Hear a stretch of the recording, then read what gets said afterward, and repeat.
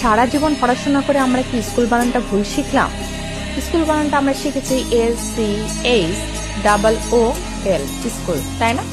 কিন্তু সঠিক বানানটি হবে SCH। এ পর্যন্ত ঠিক আছে। এই ওটা কখনোই আগে হবে না, এই ওটা আগে হবে এবং সামনের ওটা পরে হবে, তারপরে এল। এটি হচ্ছে স্কুলের সঠিক বানান।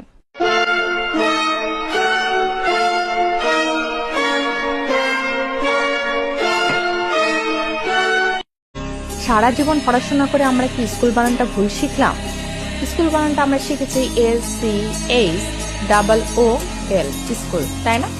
কিন্তু সঠিক বানানটি হবে SCH। এ পর্যন্ত ঠিক আছে।